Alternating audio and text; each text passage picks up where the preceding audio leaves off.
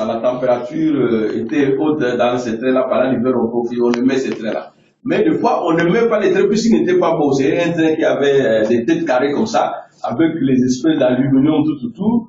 C'est des trains qui allaient, dès qu'on voyait ça, on savait que ça allait à Persan, Beaumont, Par-Mondois, tous ces côtés-là. C'était des trains qu'on n'aimait pas trop, mais puis c'est notre sœur habite Beaumont ou Persan, Beaumont.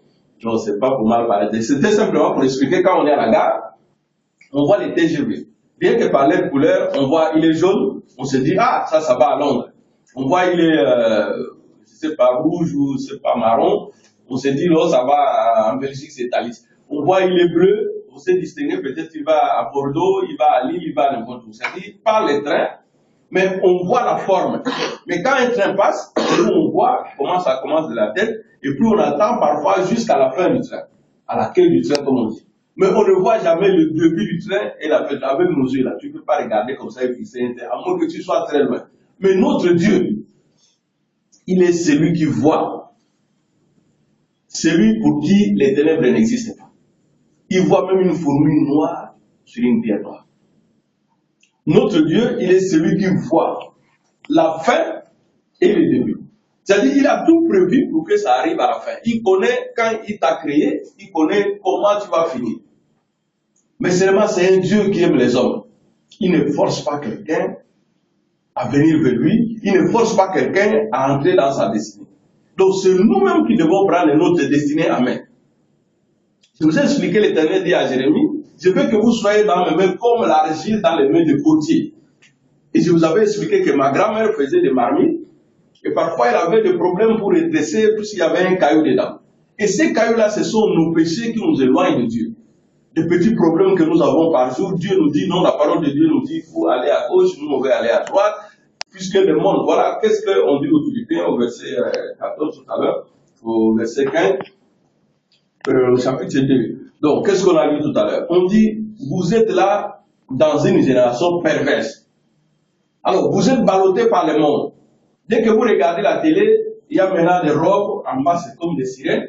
Oui, on va aller à la fête. Bon, on prend aussi une robe de sirène, on va à la fête. Puisque tout le monde porte. Il y a des robes avec des longues queues, je ne sais pas comme quel poisson dans l'eau. Voilà, on prend aussi. Mais la plupart des modes, la plupart des choses que nous avons de monde sont influencées par le monde des ténèbres. Alors, les enfants de Dieu s'emballent comme ça. Vous savez, les témoignages que j'ai fait, je vous avais dit au mois de mars, j'inviterai peut-être Kazarema ou je ne sais pas qui j'inviterai pour filmer. Ça sera, il y aura une prédication que des témoignages de marche. C'est-à-dire, moi, je prêche ce que je vis tous les jours. Même quand je vais à Château-Rouge. Puisque j'ai connu des moments de distraction où j'ai voulu aussi m'éloigner de Dieu et je n'aimerais pas que vous puissiez connaître ça. Alors voilà, même quand je vais à Château-Rouge, le Saint-Esprit me dit de ne pas entrer dans telle boutique. De choisir des boutiques pour entrer. Mais les enfants de Dieu, dès qu'on voit, oui, H&M, on dessine bien les démons que l'esprit appelle, comment? Sophie. On dessine bien les démons Sophie, avec beaucoup de sacs comme ça. Et puis, dès que les enfants de Dieu voient, ils veulent aussi porter les sacs. Regardez, quand vous prenez la folie, quand le démon Sophie vous emballe, la tentation du monde, comme dit l'apôtre Paul Philippe, vous amassez des sacs et des sacs dans la maison. Parfois, vous ne vous promenez même pas avec. Qu'est-ce que vous faites avec? C'est quelqu'un qui vient. Hier, j'étais à la gare de Hermont-Aubonne. Et puis, je vois une fille, elle est là. Elle appelle sa soeur. Ça va, oui, je dois arriver chez toi. Il dit, mais quel bon vent t'amène? Elle dit, tu sais le parler, Lingala. Moi, j'ai bien compris. Elle dit, non, je viens chez toi puisqu'il y a ma copine. Non, il y a ma copine qui est revenue de l'Italie. Elle a ramené des sacs, elle a ramené plein de trucs. Et puis, comme elle a ramené, donc il faudra que je puisse les vendre. Et j'ai vu des montres qui te plaisent. Comme ça. Et la personne dit, oui, viens avec. Alors, tu vas prendre des dettes, et des dettes, et des dettes, tu vas prendre des choses, parfois tu t'assènes. Qu'est-ce que tu fais avec? Alors, c'est ce que l'apôtre Paul nous demande. Il dit d'avoir la crainte de Dieu, de connaître Dieu. L'apôtre Paul reprend pour nous dire que dans notre vie, ce n'est pas de notre bon vouloir, c'est le bon vouloir et le plaisir de Dieu. Donc nous ne sommes pas chrétiens par hasard. Alléluia. Alors, il y a quelqu'un qui a compris ça. Vous savez, ce matin, quand j'étais dans la douche, j'avais peut-être oublié ça, alors que c'est important pour notre enseignement. Le Seigneur me rappelle les fabricants. C'est comme ça. J'ai arrangé la douche. Et puis, il dit les fabricants. Et puis, je me rappelle, ah oui, il n'y avait pas ça. De tous mes papiers là, tout ce que j'ai écrit là, tout ce que je peux répéter là, j'ai oublié ce mot. Je l'ai ajouté tout à l'heure. Fabricant, quelque part là, il doit se trouver quelque part. Donc, j'ai ajouté fabricant dans le papier. Puisque j'ai oublié, voilà, j'ai écrit fabricant. J'ai oublié, j'ai préparé ce que j'allais dire, je demande à Dieu, inspire-moi, et puis il me dit fabricant. Regardez ce qui se passe quand je vous dis que nous ne sommes pas chrétiens par hasard. Celui qui a fabriqué les téléphones.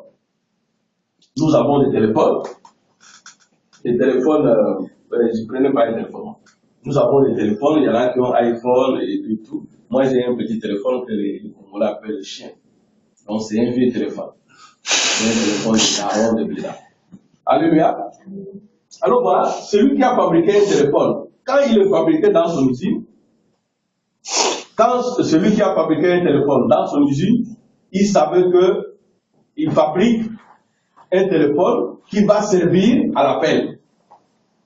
Suivez-moi, ne soyez pas d'ici. Donc celui qui a fabriqué un téléphone, il a fabriqué un téléphone, puisqu'il sait que les téléphones là, on va appeler. Donc, il y a un récepteur, la personne va répondre, et puis il y a un émetteur, la personne va aussi appeler, quelqu'un d'autre va recevoir son message. Alléluia. Donc, celui qui a fabriqué les téléphones, il sait que les téléphones vont servir d'appel et de réponse. Alors, qu'est-ce qui se passe maintenant? Celui qui fabrique les téléphones, il a donné une identité à ce téléphone, qui va recevoir un appel et qui va émettre un appel. Toi, quand tu vas l'acheter, tu as acheté un téléphone. Tu viens avec à la maison. Dans le téléphone, on met une notice. La notice, c'est pour lire comment le téléphone va fonctionner. Mais si le téléphone tombe en panne, tu ne pars plus chercher le fabricant. Si le téléphone tombe en panne, il ne va pas marcher. Mais le fabricant n'a pas qui s'est fabriqué son téléphone pour qu'il tombe en panne. Le fabricant a fabriqué les téléphones pour qu'ils reçoivent et pour qu'ils les mettent. Suivez bien cet exemple que j'ai fait. C'est pour qu'ils reçoivent et pour qu'ils les mettent. Alors, il arrive aussi qu'on appelle dans un téléphone et puis les téléphones bêtent. J'ai vu certaines personnes, sans citer les noms, énervées, puisque leur téléphone a brigué et puis parfois ils donnent le coup de poing au téléphone, parfois ils frappent sur le lit, parfois ils frappent, puisque le téléphone a brigué. Les fabricants, ils savaient que le téléphone va briguer. Mais quand votre téléphone bête, ce n'est pas l'objectif pour lequel il a fabriqué les téléphones.